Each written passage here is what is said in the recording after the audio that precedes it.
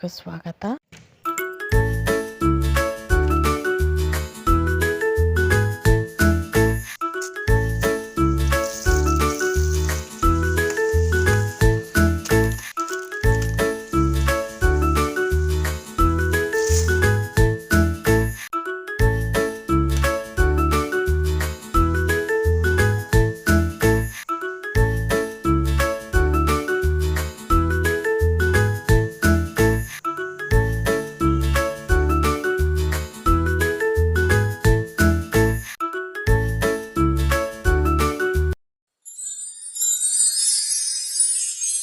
ಇದು ಬಂದು ನಮ್ಮ ಮನೆಯಲ್ಲಿ ನಮ್ಮ ಪಾಪಗೆ ತೊಟ್ಲು ಮಾಡಿಸಿದ್ವಿ.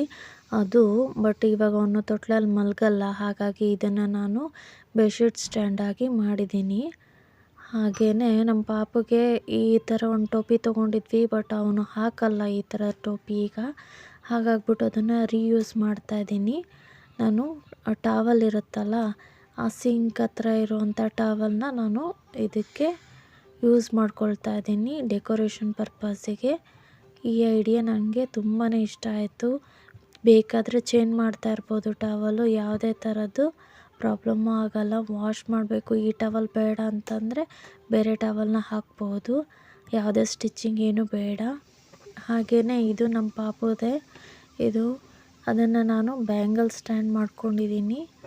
ಹಾಗೆಯೇ ನಾನು ಹೇರ್ ಪಿನ್ ಮಾಡೋಣ ಅಂತೇಳ್ಬಿಟ್ಟು ನಾಳೆ ಒಂದು ಫಂಕ್ಷನಿಗೆ ಹೋಗೋದಿದೆ, ಹಾಗಾಗಿ ಜೋಡಿಸ್ಕೊಳ್ಬೇಕಲ್ವ. ಹಾಗಾಗಿ ನಾನು ಆ ಡ್ರೆಸ್ಸಿಗೆ ಕಾಂಬಿನೇಷನ್ನಾಗಿ ನಾನು ಹೇರ್ ಪಿನ್ ಮಾಡ್ಕೊಳ್ತಾ ಇದ್ದೀನಿ. ನಾನು ರೋಸ್ ಪೆಟಲಲ್ಲಿ ಹೇರ್ ಪಿನ್ ಮಾಡ್ಕೊಳ್ತಾ ಇದ್ದೀನಿ. ಅದಕ್ಕೆ ಜುಮ್ಕ ಇತ್ತು, ಆ ಜುಮ್ಕ ಮತ್ತು ಇದು ಹ್ಯಾಂಗಿಂಗ್ಸ್ನ ಹಾಕ್ಬಿಟ್ಟು ನಾನು ಈ ಥರ ಹೇರ್ ಪಿನ್ನ ಮಾಡ್ಕೊಂಡಿದ್ದೀನಿ. ಹಾಗೆಯೇ ಹೀಗಿತ್ತು ನನ್ನ ರೀಯೂಸ್ ಐಡಿಯಾ. ಹೇಗಿತ್ತು ಅಂತ ಕಮೆಂಟ್ ಮಾಡಿ ಹೇಳಿ. ಹಾಗೆಯೇ ಮತ್ತೊಂದು ವಿಡಿಯೋದಲ್ಲಿ ಭೇಟಿಯಾಗೋಣ. Thanks for watching.